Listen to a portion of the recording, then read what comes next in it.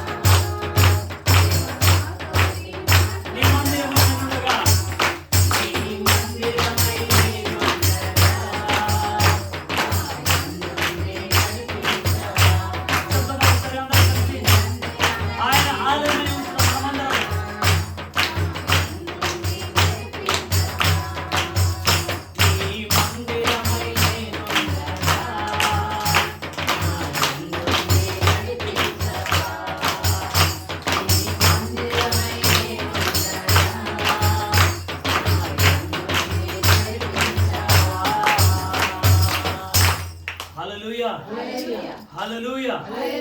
దేవునికి స్తోత్రం, దేవునికి మహిమ కలుగును గాక. మరో పాట పాడి మనము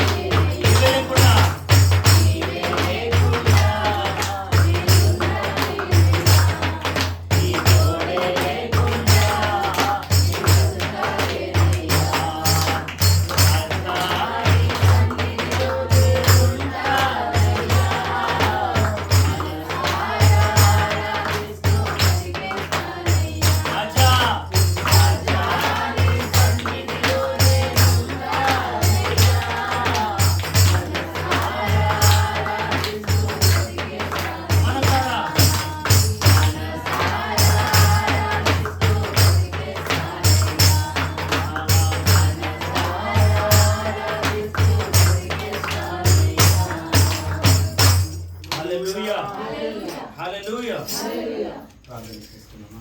కళ్ళు మూసుకుందాం. చిన్న మాట ప్రార్థన చేద్దాము. అందరం కళ్ళు మూసుకుందాము. సమయంలో దేవునికి ఆరాధన చేస్తూ ప్రభుని మహిమపరచుకుందాం. ఊపిరి ఉన్నంత వరకు, అంటే క్రీస్తు వచ్చేంత వరకు మనం బ్రతికిన దినములన్నీ ప్రభుని స్తుతిస్తూ ప్రభుని మహిమపరుస్తూ ప్రభుని కనపరచుకుందాం. సమయంలో దేవునికి ఒక మాట చెప్తాం. దేవా, మాకు ఇచ్చిన అవకాశం చెప్తాం. ప్రతి ఒక్కరు అందరం ప్రార్థన చేద్దాం. దేవాది దేవుని మహిమపరచుకుందాము. అందరం కళ్ళు మూసుకున్నట్లయితే చిన్న మాట ప్రార్థన చేసి దేవుని స్తుతించుకుందాము. ఈ సమయం దేవుడు మనకిచ్చిన అతి ప్రాముఖ్యమైన సమయం, అతి శ్రేష్టమైన సమయం, అతి పరిశుద్ధమైన సమయం. ఈ సమయంలో ప్రత్యేకంగా మనం నోరు తెరిచి ప్రభును ఆరాధన చేసుకుందాం. నోరు తెరిచి ప్రభును స్తుతించుకుందాము. హల్లెలూయా.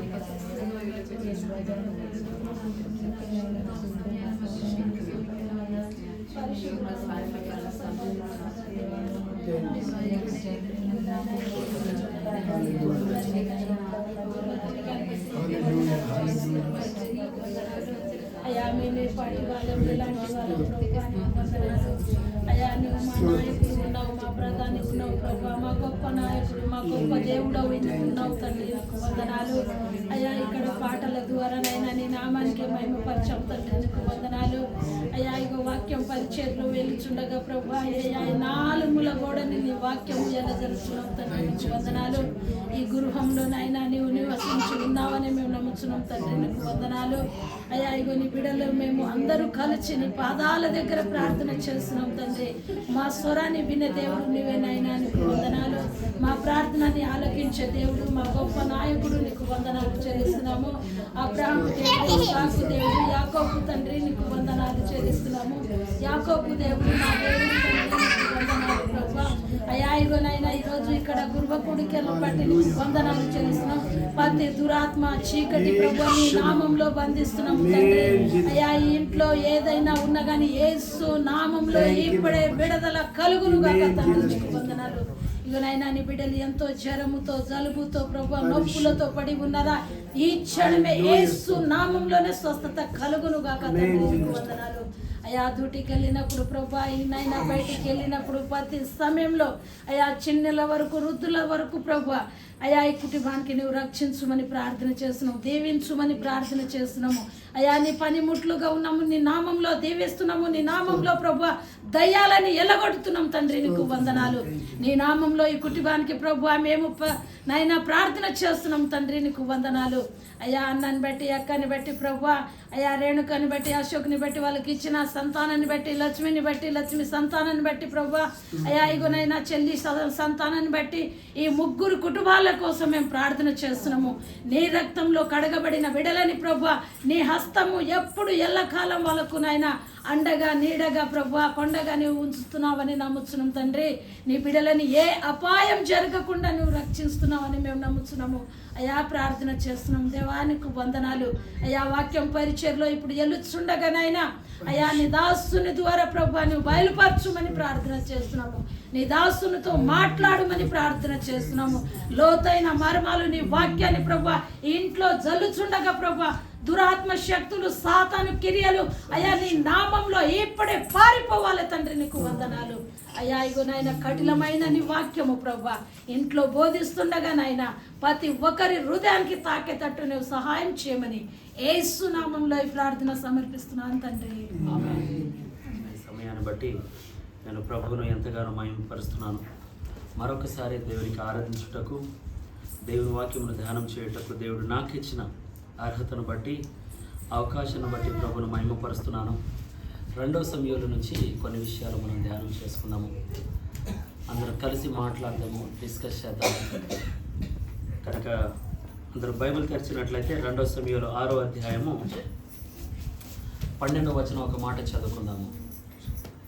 మనకి నీ దగ్గర కూర్చోబెట్టుకోక, ఓకే. తెలుగు బైబిల్ ఉన్న వాళ్ళు 2వ సమయంలో 6వ అధ్యాయము 12వ వచనం ఒకసారి కలిసి చదువుకుందాం. దేవుని మందసము ఉండుట వలన యెహోవా ఓబేదెదోము ఇంటి వారిని అతనికి కలిగిన దాని అంతటిని ఆశీర్వదించుచున్నాడని సంగతి దావీదునకు వినబడగా, దావీదు పోయి దేవుని మందసమును ఒబేదెదోము ఇంటిలో నుండి దావీదు పురమునకు ఉత్సాహముతో తీసుకొని వచ్చాను. హల్లెలూయా. దానికంటే ముందు 11వ వచనం కూడా ఒకసారి చదువుకుందాము. యెహోవా మందసము 3 నెలలు గితీయుడగు ఒబేదెదోము ఇంటిలో ఉండగా యెహోవా ఒబేదెదోమును అతని ఇంటి వారందరినీ ఆశీర్వదించాను. ఒబేదెదోము మరియు ఆయన ఇంటి వారిని దేవుడు ఏం చెప్తున్నాడు ఇక్కడ? ఆశీర్వదించాను అంట. అయితే నేను ఒక మాట ప్రశ్న అడుగుతాను. తెలుగు వచ్చు కదా అందరికీ? నాకే కొంచెం రాదు, నేర్చుకుంటున్నాను. ఆశీర్వాదం అంటే ఏంటక్క?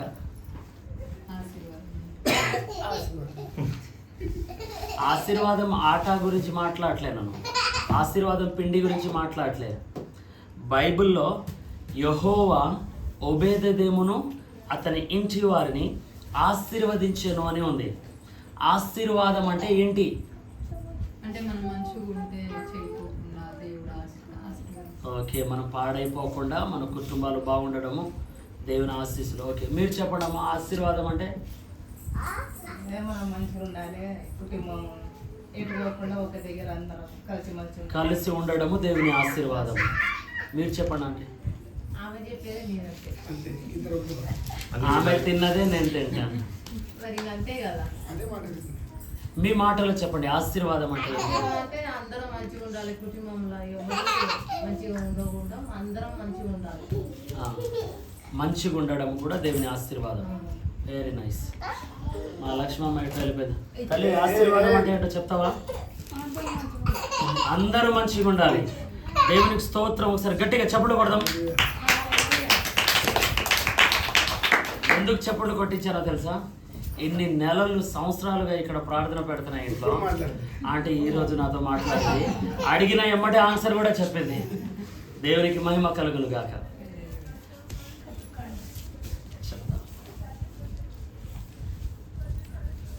బైబిల్లో వినండి, బైబిల్లో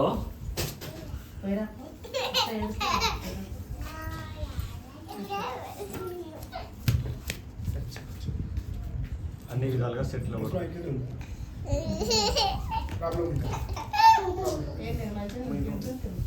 ఓకే ఓకే, ఇటు చూడండి, ఇటు చూడండి పిల్లలు. నీ దగ్గర బిస్కెట్స్ ఏమైనా ఉన్నాయి? 15 నిమిషాల నుంచి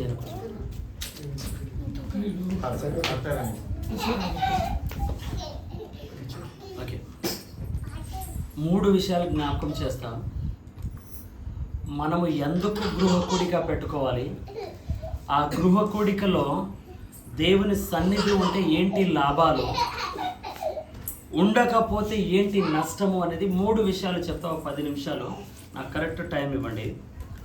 ఒబేదెదోము అనే ఒక వ్యక్తి దావీదు పురములో, అంటే దావీదు రాజ్య పరిపాలన చేస్తున్న ప్రాంతంలో ఆ యొక్క పట్టణానికి సెక్యూరిటీగా ఒక గేట్ దగ్గర వాచ్మెన్ లాంటిగా పని చేసుకుంటున్న వ్యక్తి ఒబేదెదోము. అయితే దేవుని మందసము అంటే ఎలా ఉండేది అంటే, ఆ రోజు దేవుడు మాట్లాడాలి తన ప్రజలతో అంటే ఈ మందసం ద్వారా మాట్లాడేటోడు అనమాట. ఒక పెద్ద ఇలాంటి ఇల్లు లాగా ఒక దానికి ఒక గుడారము లాగా ఉండే టాబర్నాకిల్ అంటారు దేవుని మందసము. అయితే దాంట్లో 3 భాగాలుగా ఉండేది. సిద్ధే కూర్చో. 3 భాగాలుగా ఉండేవి. 3 భాగాలు.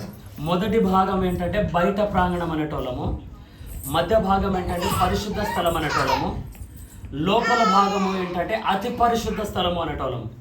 అతి పరిశుద్ధమైన స్థలంలో దేవుని మందసము అది ఉండేదన్నమాట. అక్కడ దేవుని మహిమ ప్రకాశించి ప్రజలందరితో అక్కడి నుంచి మాట్లాడేది దేవుని యాజకుల ద్వారా. అయితే ఆ మందసము దావీదు ఏం చేస్తాడు అంటే తన ఇంటిని తీసుకురాకుండా తన పట్టణము బయటే వదిలేసి వచ్చేస్తాడు.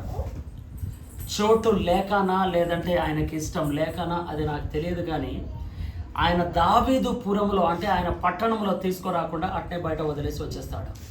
అయితే ఈ గేట్ పని చేస్తున్న ఈ సాధారణమైన ఈ బీద కుటుంబము, బహుశా నాకు తెలిసి రోజుకు పూట గడుస్తుందో లేదో నాకు తెలియదు, కానీ అంత బీద కుటుంబము వారిది. ఆ కుటుంబంలో ఉన్న ఈ ఓబేదెదోము అనే ఒక వ్యక్తి ఈ మందసమును చూస్తాడు. అది అక్కడే వదిలివేయబడి వెళ్ళిపోవడము ఈ వ్యక్తి చూస్తాడు.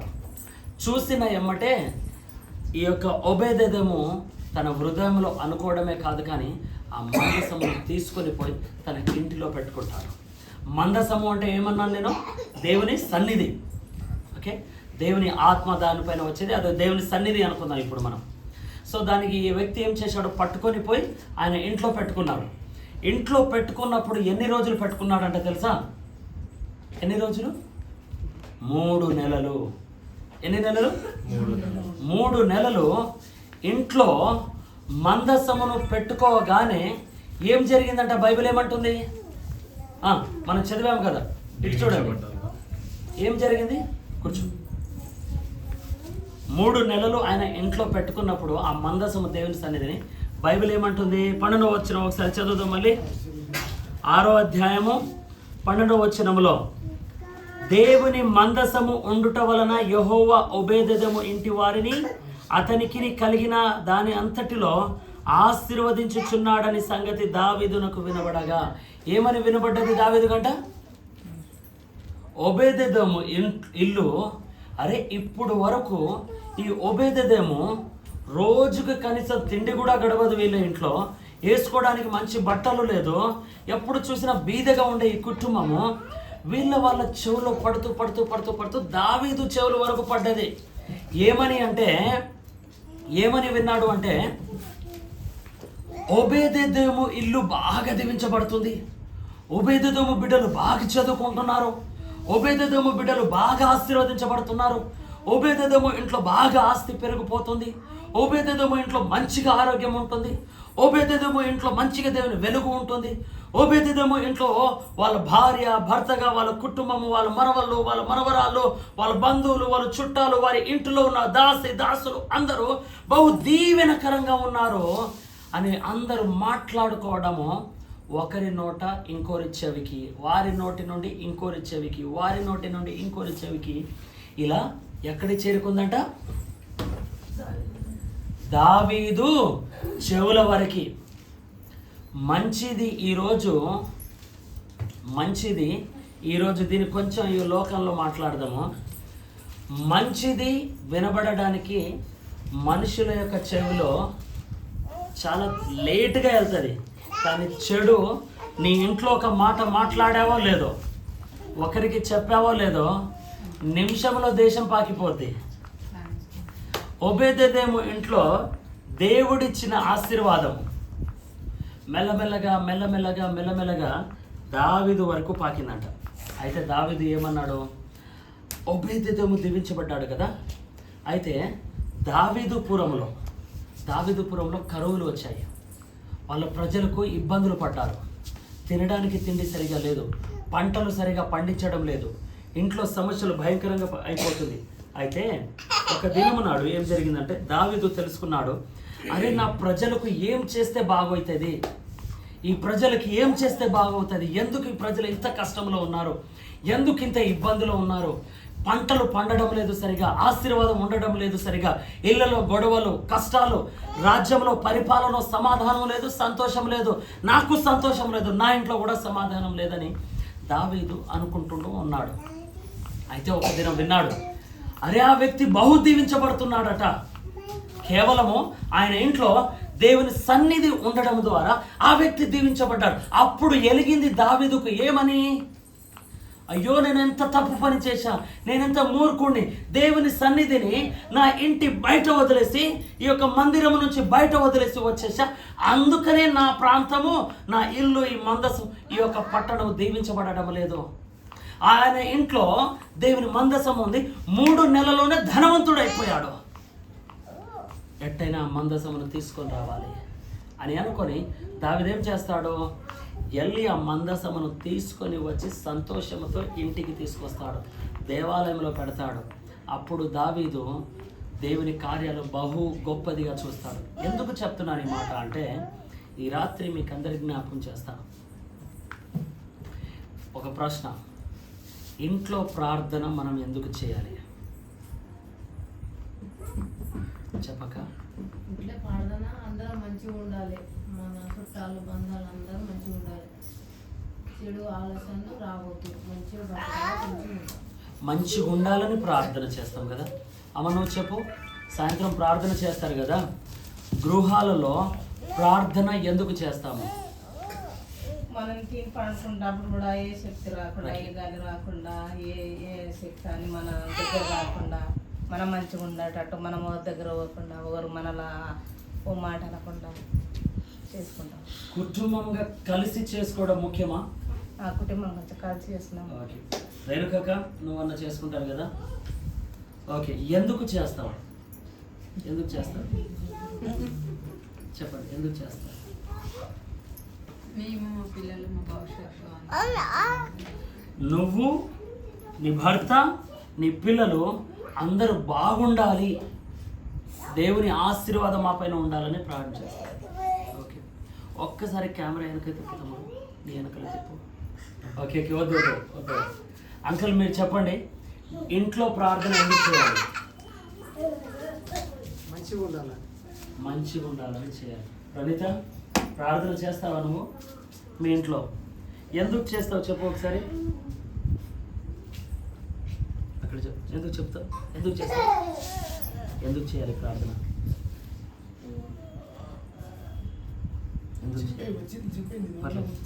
ఎందుకు చేసావు నువ్వు చెప్పు.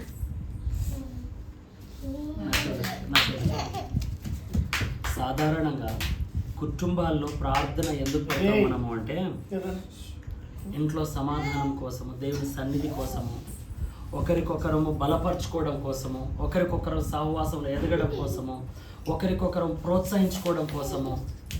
మీరు అన్నట్టుగా కరెక్టే, అన్ని ప్రశ్నలకు జవాబు కరెక్టే. అందరు కలిసి దేవుని ఆశీర్వాదం కోసమని, మంచిగా ఉండాలని కోసం, భవిష్యత్తు కోసమని, ఇదంతా కరెక్టే. శోధనలో ప్రవేశించకుండా ప్రభువా నా కుటుంబం బాగుండాలని ప్రార్థన చేస్తాం. దేవుని కార్యాలు మన ఇంట్లో ఎప్పుడూ ఉండాలని ప్రార్థన చేస్తాం. ఓబేదేమోకి ఈ విషయం తెలుసు కనుకనే ఇంట్లో మందసం పెట్టుకున్నాడు, దేవుని కార్యం చూడగలిగాడు. మన ఇంట్లో చాలామంది ఇంట్లో ప్రార్థనలు పెట్టుకోరు. ఎందుకు అని అడిగితే బిజీ అయిపోతూ ఉంటారు. ఏంటి ఆ బిజీ? పొద్దున డ్యూటీకి వెళ్ళి సాయంత్రం వచ్చినప్పుడు అలసిపోతున్నాం కదా పాస్టర్, మాకు ప్రార్థనకు టైం లేదు, మేము చేసుకుంటున్నాంలే పాస్టర్ అని. కానీ గృహ కూడికలు ఇంట్లో ప్రార్థన పెట్టించుకోవడానికి టైం లేదు అనుకుంటుంటాము. రెండోది, ఎందుకు ప్రార్థన పెట్టడం లేదు అంటే, పాస్టర్ గారు మాకు కొంచెం ట్రావెల్ ఉంది, మాకు కొంచెం ఇక్కడే లేదు ఉంది, అక్కడే లేదు ఉంది అని చెప్పేసి. కొన్ని ఇళ్లలో మనం గృహ కూడిక లిస్ట్ ఇస్తాం, డేట్ ఇస్తాము, పెట్టుకున్నాం పాస్టర్ అంటారు. ఆ రోజుకు మళ్ళీ వెళ్ళేసరికి అయ్యా ఈరోజు మా ఇంట్లో ప్రార్థన వద్దు అంటాము. ఎందుకు అని అడిగిన ఎమ్మటే అంటారు, కొంచెం ప్రోగ్రాం ఉంది, చిన్న పని ఉంది, బయటికి వెళ్తున్నాము. అదే నిజంగా అంత ఎమర్జెన్సీ ఏమి ఉండదు లేండి. ఇవాళ నేను ఒక చిన్న వీడియో చూసా, చిన్న వీడియో. ఒక యవనస్తుడు బండి పైన వెళ్తూ ఉంటాడు, ఫోన్ చేశారు. ఫోన్ తీసి ఎక్కడ పెట్టాడు వాడు? ఎక్కడ పెట్టాడు? చెవు దగ్గర పెట్టినప్పుడు మెడ ఎలా ఉంటుంది? ఇలా ఉంటుంది. ఓకే, ఇప్పుడు ఇది ఫోన్ అనుకుందాం. ఫోన్ వచ్చి తీసిండు, ఇలా చూసిండు, లేపేసిండు, ఇలా పెట్టేసిండు, ఇలా. ఓకే, ఇలా ఉంది. ఇప్పుడు ఈ రెండు చేతులు ఎక్కడ ఉన్నాయి? బండి పైన. తల ఎలా ఉంది? అట్లే ఉంది కదా. హలో, చెప్పు. డ్రైవ్ చేస్తున్నా. వస్తున్నా. లేదు తిన్నావా కొడుక? తిన్నామ్మా, తిన్నా. ఏం చేస్తున్నావు? ఏం లేదమ్మా, కొంచెం బయటికి వెళ్ళి వస్తున్నా. ఇది ఇలానే ముందు బండి వచ్చింది అనుకో, ఇలా తిప్పుతూ ఉంటాడు, వెళ్తూ ఉంటాడు. హఠాత్తుగా ఏమొచ్చి పడిపోతాడు, గుద్దుకుంటుంది. ఫోన్ ఎక్కడో, బండి ఎక్కడో, వాడెక్కడో. అమ్మ వచ్చి తిట్టి, నాన్న వచ్చి తిట్టి, బంధువులు వచ్చి తిట్టి, ఎవరొకరు మనం తిట్టినప్పుడు ఎలా జరిగింది అంటే, కరెక్ట్ వెళ్తున్నా వెనక నుంచి వచ్చి గుద్దిండు. కానీ మెడ ఇలా తిప్పుకొని అని చెప్పుకోడు. కానీ ఫోన్ వచ్చినప్పుడు బండి పక్కన పెట్టేసి, ఓ నిమిషం బండి డ్రైవింగ్లో ఉన్న తర్వాత చేస్తాను, లేదంటే చెప్పు మాట్లాడేస్తాను. అది చేయము. ఇళ్ళలో అయినా అంతే, జీవితాల్లో అయినా అంతే. ఒక నిమిషం దేవునికి అవకాశం ఇవ్వాలి. ఏం పారిపోదు, అక్కడికక్కడే ఉంటాయి. ఎవరు దొంగతనం చేసుకోరు. టైము అన్నీ మనది కాదు, దేవుని కోసం కేటాయించాల్సిందే. కేటాయించాల్సిందే. ఇళ్లలో దేవుని సన్నిధి ఉండాల్సిందే. లేకపోతే దురాత్మ కార్యక్రమాలు జరుగుతాయి, మైండ్ పనిచేయదు, గొడవలు, ఇబ్బందులు ఇంట్లలో. కనుక ఇక్కడ 3 కార్యాలు జరిగాయి. మొట్టమొదటిది ఏంటంటే, దావీదు విన్నప్పుడు ఒక మాట జ్ఞాపకం చేస్తాను. మొట్టమొదటి సంగతి, దేవుడు ఓబేదెదోము బిడ్డలను బహుగా దీవించాడట. ఎలా దీవించాడు? బహుగా దీవించాడు. God blessed. దేవుడు బహుగా దీవించాడు. ఎందుకు దీవించాడు? దేవుని సన్నిధి ఓబేదెదోము ఇంట్లో ఉంటున్నప్పుడు, ఓబేదెదోము దేవుని సన్నిధిని తీసుకొచ్చి ఆయన ఇంట్లో పెట్టినప్పుడు, ఓబేదెదోము ప్రార్థన చేసినప్పుడు, ఆయన తన బిడ్డలతో కలిసి ప్రార్థన చేసినందున ఓబేదెదోము మాత్రమే దీవించబడలేదు. ఎవరు దీవించబడ్డారు? తన బిడ్డలు. హల్లెలూయా. ఎదుగుతున్న బిడ్డలు జ్ఞానములో, ఎదుగుతున్న బిడ్డలు చదువులో, ఎదుగుతున్న బిడ్డలు మాటల్లో, ఆరోగ్యంలో, ఆయుష్లో, ఆశీర్వాదంలో ఓబేదెదోము బిడ్డలు దీవించబడ్డారు. ఏ విధంగా? ఓబేదెదోము ఇంట్లో దేవుని సన్నిధి ఉండడం ద్వారా, ఓబేదెదోము తన బిడ్డలను తీసుకొని మందసములో కూర్చోబెట్టి, మందసము దగ్గర కూర్చొని వాళ్ళు ప్రార్థన చేయడం ద్వారా, ఆ ఇంట్లో మందసమును ఉండడం ద్వారా, ఆ ఇంటి వారు ఆ మందసమును చుట్టూ ప్రార్థన చేయడం ద్వారా ఓబేదెదోముతో పాటు తన బిడ్డలు దీవించబడ్డారు. హల్లెలూయా, హల్లెలూయా. రెండోది, ఓబేదెదోము తన ఇంటి వారు అందరూ తరతరాలు తన బిడ్డలు దీవించబడ్డారు. నేను ఇప్పుడు మా నాన్న ఉన్నారు.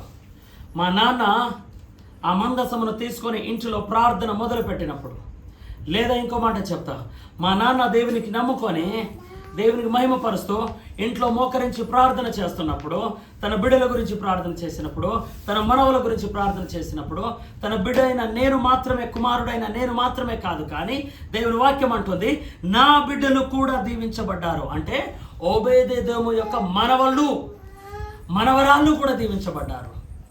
ఇంటిలో ప్రార్థన ఎందుకు ఉండాలి? అందరూ బాగుండాలి అని చెప్పారు చూడు. అందుకనే మనకు ఇంట్లో ప్రార్థన ఉండాలి. భవిష్యత్తు కోసం చెప్పారు చూడు. అందుకోసం ఇంట్లో ప్రార్థన ఉండాలి, దేవుని సన్నిధి ఉండాలి. చివరిగా నేనేమంటాను అంటే, ఓబేదెదోము వంశవళిని దేవుడు దీవించాడు. ఈరోజు నేను ప్రార్థన చేస్తే ఏమవుతుంది అని అనుకోకు. ఈరోజు నా ఇంట్లో నేను నా భార్య ఇద్దరే ప్రార్థన చేస్తున్నాము, ఇంకా ఎవరు చేయడం లేదు కదా. నువ్వు ప్రార్థన చేయి, నీ భార్యతో అయితే కలిసి ప్రార్థన చేయి. నీకు పుట్టిన బిడ్డలను దేవుడు దీవిస్తాడు. వారి మనవలను, వారి బిడ్డలను దీవిస్తాడు.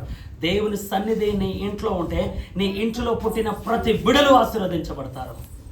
దేవుని సన్నిధి నీ ఇంటిలో ఉంటే నీ ఇంటిలో వండబడుతున్న ప్రతి ఆహారం ఆశీర్వదించబడుతుంది.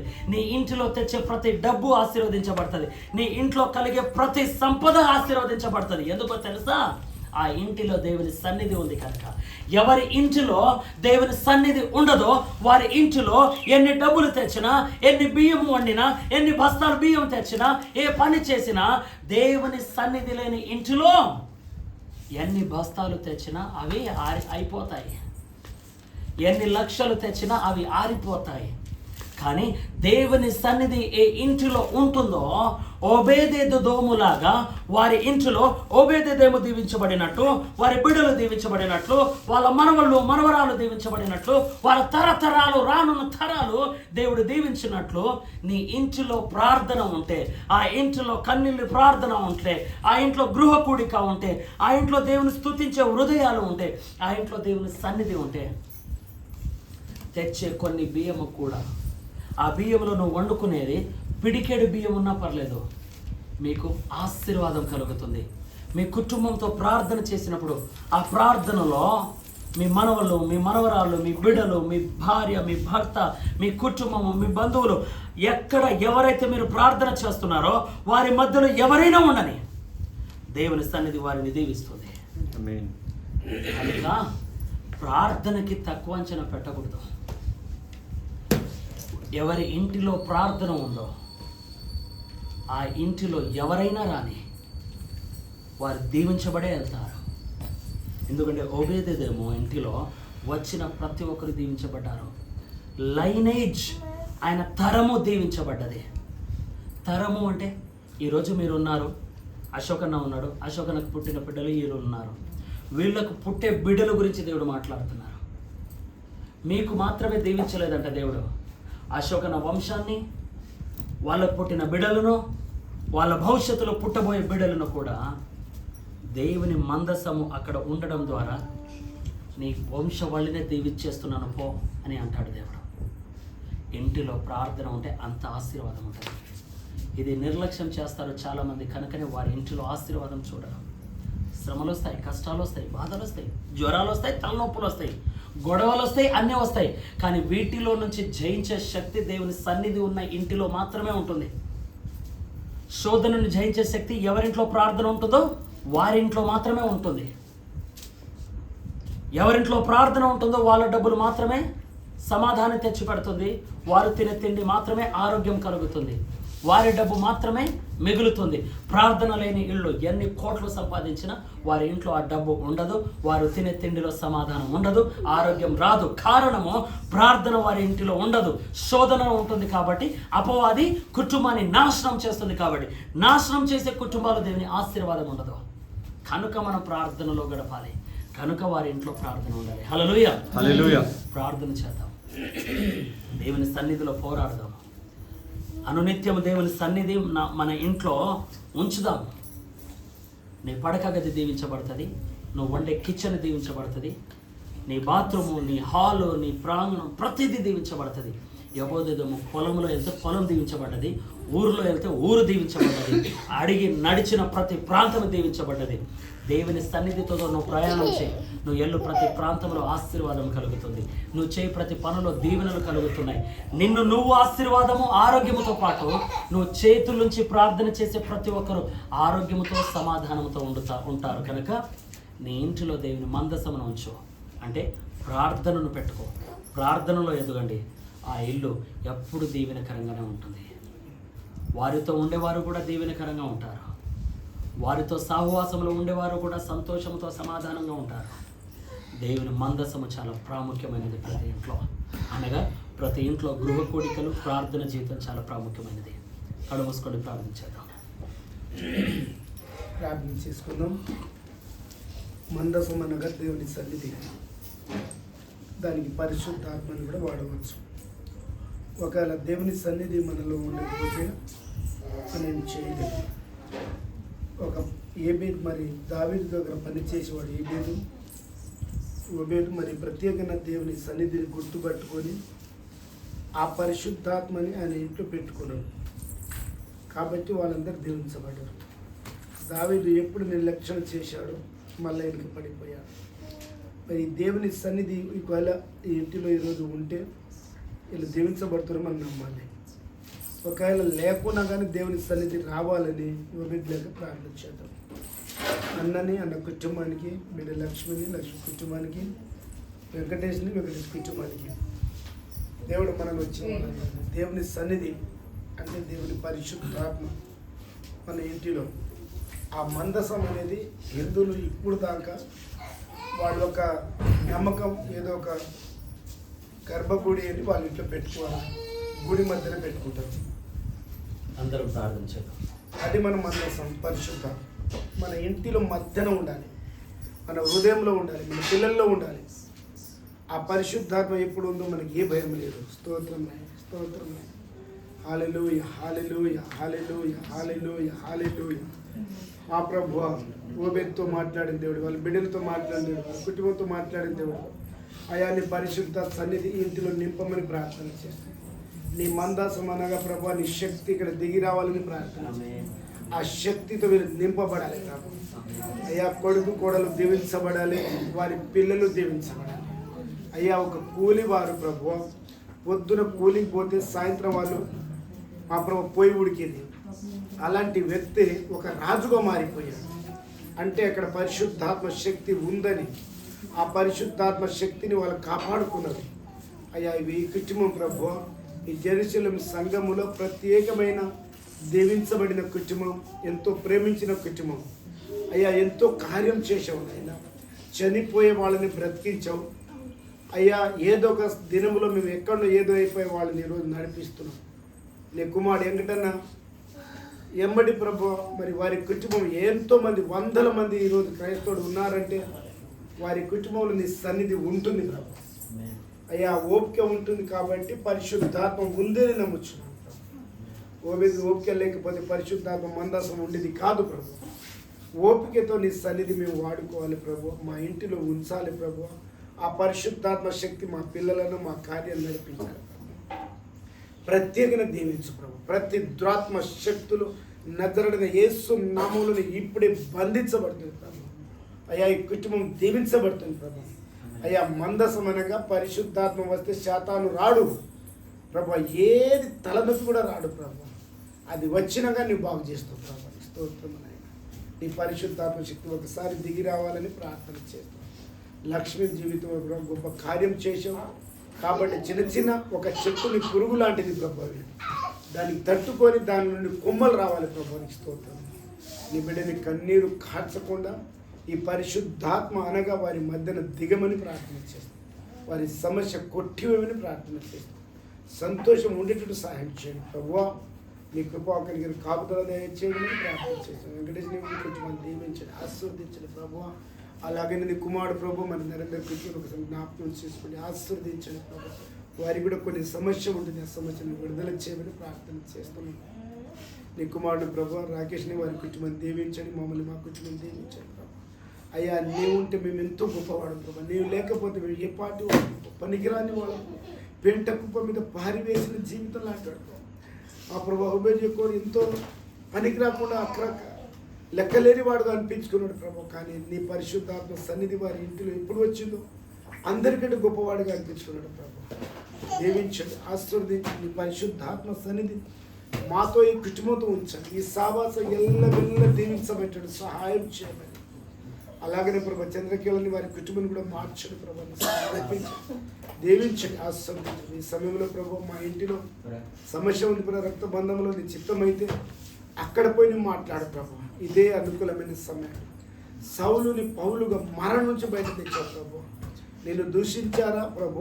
ఇలాంటి విషయాల ఏదైనా శిక్ష వచ్చి ఉంటే నేనే మార్గం సత్యం జీవమని సత్య కుటుంబంతో మాట్లాడమని ప్రార్థన చేస్తాను. నిశ్చితమైతే ఆ కార్యం జరుగును కాక ప్రభు.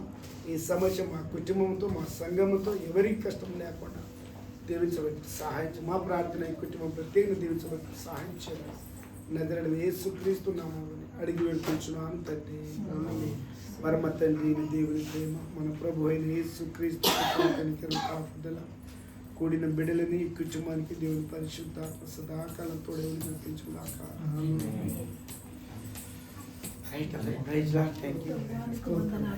దేవా నీ నామంలో దయ్యాలు గడగడ వణిగిపోతుంది. నీ నామంలో ఎట్టి రోగము స్వస్థత కలుగుతుంది. నీ నామంలో ప్రభు మంత్ర శక్తులు, దురాత్మ శక్తులు, దుష్ట శక్తులను యేసు నామంలో గద్దిస్తున్నాం. నీ కుమారుని ఈ క్షణమే స్వస్థత కలుగును గాక. అయానికి వందనాలు. నీ కుమారుడు ప్రభు గంతులేసి నీ నామంలో నడుస్తున్నాడని ప్రార్థన చేస్తున్నాను. ఈ జ్వరము, ఈ దగ్గు, ఈ దమ్ము, ఈ ఆస్తము, ఈ నీరసము యేసు నామంలో విడుదల పొందుతుంది. నీ కుమారుని సంపూర్ణంగా తాకమని యేసు నామంలో అడుగుతున్నాను. ఎట్టి వ్యాధులు నీ నామంలో ఇప్పుడే స్వస్థత కలుగును గాక. ప్రతి రోగము స్వస్థత పొందును గాక తండ్రి. అయానికి వందనాలు.